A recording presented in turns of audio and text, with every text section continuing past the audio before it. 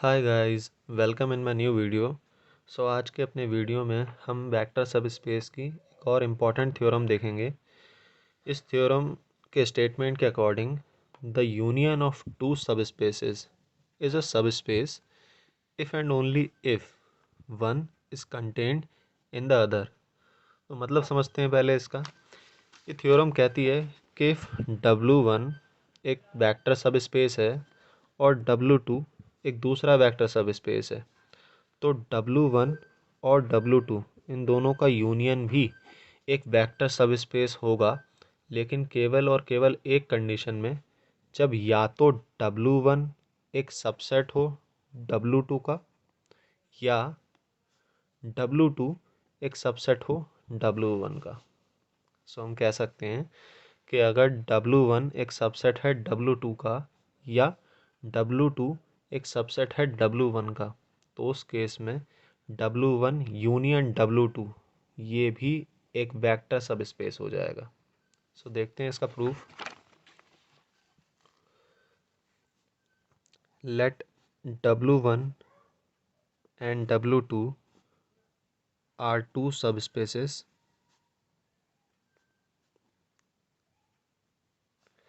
of vector space V।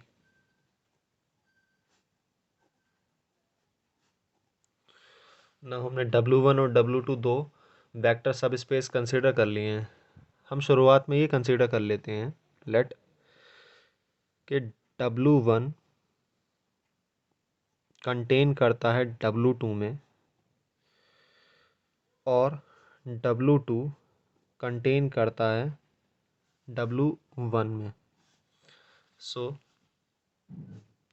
जब हम W1 union W2 लेंगे, हमारे ऊपर के स्टेटमेंट को देखिए, W1 पूरा सेट W2 के अंदर है, तो इसके अकॉर्डिंग जब इन दोनों का यूनियन लिया जाएगा तो वो सिर्फ W2 के इक्वल आ जाएगा, बिकॉज W1 के सारे एलिमेंट्स W2 के अंदर हैं ही पहले से।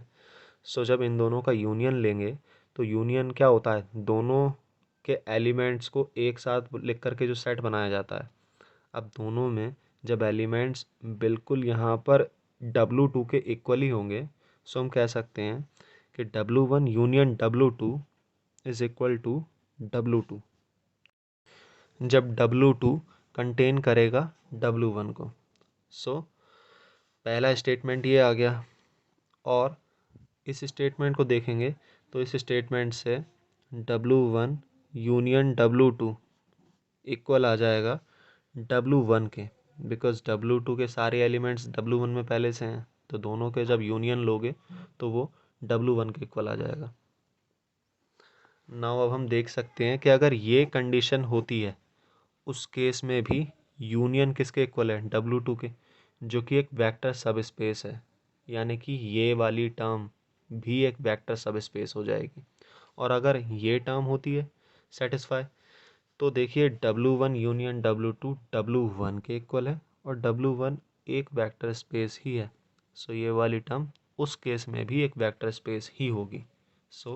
जब भी एक सबस्पेस दूसरे सबस्पेस को कंटेन करता है, तो उस केस में उन दोनों का जो यूनियन होता है वो एक वेक्टर सबस्पेस ही हो जाता है। नाउ अब इसका उल्टा ले लेते हैं, conversely.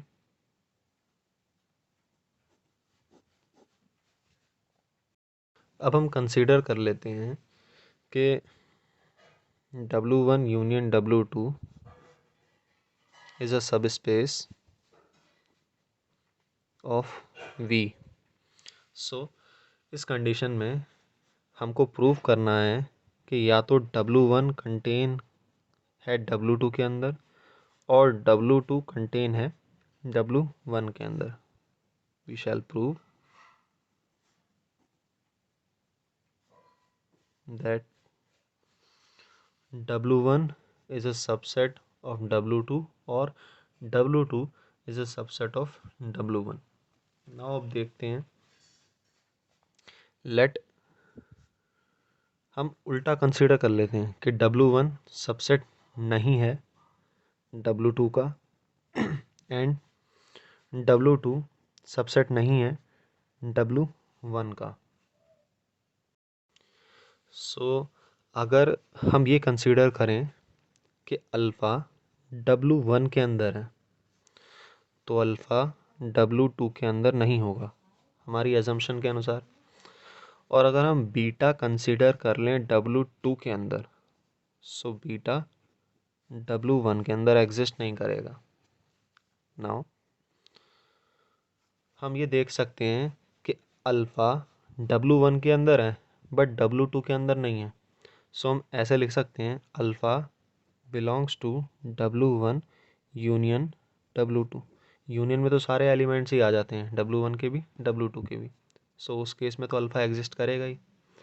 Now beta also belongs to W1 union W2, क्योंकि बीटा W2 में है, भले ही W1 में ना हो बट जब यूनियन करेंगे तो सारे एलिमेंट्स आ जाते हैं, इसीलिए बीटा एग्जिस्ट कर जाएगा। अब हम जानते हैं कि W1 यूनियन W2 एक वेक्टर सब स्पेस है, तो वेक्टर सब स्पेस की कंडीशन को सेटिस्फाई करेगा। सो अगर हम A, B फील्ड के एलिमेंट ले लें, सो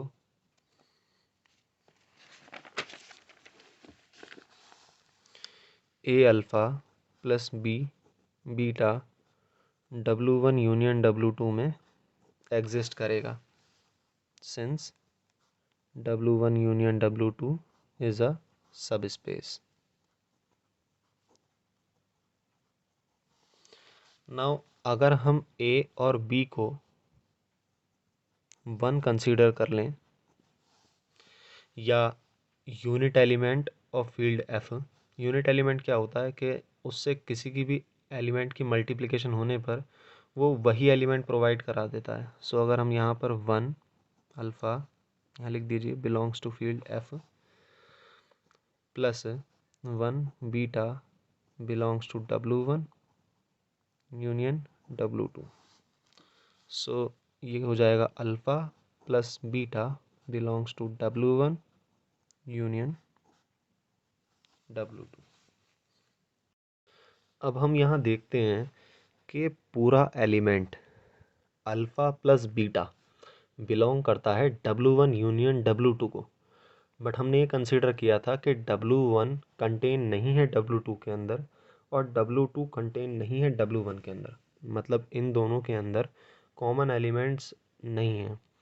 सो अगर यहाँ पर कॉमन एलिमेंट्स नहीं हैं तो ये पूरा का पूरा एलिमेंट या तो W1 को बिलोंग करता है या ये पूरा एलिमेंट W2 को बिलोंग करता है सिर्फ। सो ये पूरा एलिमेंट हमने मान लिया alpha plus beta belongs to W1। अगर ये कंडीशन यहाँ पर एग्जिस्ट करती है तो क्योंकि W1 एक वेक्टर सब स्पेस है तो उसके अकॉर्डिंग अल्फ़ा और बीटा दोनों एग्जिस्ट कर जाएंगे W1 के अंदर, since W1 is a vector सब स्पेस।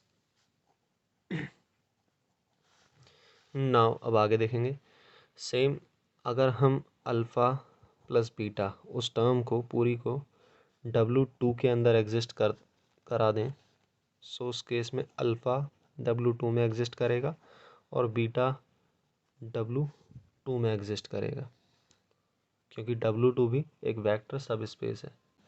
क्योंकि हमने कंसीडर किया था कि अल्फ़ा W1 में है बट अल्फ़ा W2 में नहीं है, बट यहाँ पर हम देख सकते हैं कि अल्फ़ा W1 में भी एग्जिस्ट कर रहा है और अल्फ़ा W2 में भी एग्जिस्ट कर रहा है। नाउ सेम बीटा W1 में एग्जिस्ट कर रहा है और बीटा W2 में भी एग्जिस्ट कर रहा है। सो यानी कि हमने जो स्टार्टिंग में अजम्पशन मानी थी वो अजम्पशन हमारी गलत थी। सो जो हमने कंसीडर किया था कि W1 does not contained in W2 and alpha 2 does not contained in W1, वो assumptions गलत थी। सो W1 is contained in W2 और W2 is contained in W1। सो हमारा प्रूफ हो चुका है कि अगर कोई वेक्टर सब स्पेस दूसरे के अंदर कंटेन होगा तो उस केस में उन दोनों का यूनियन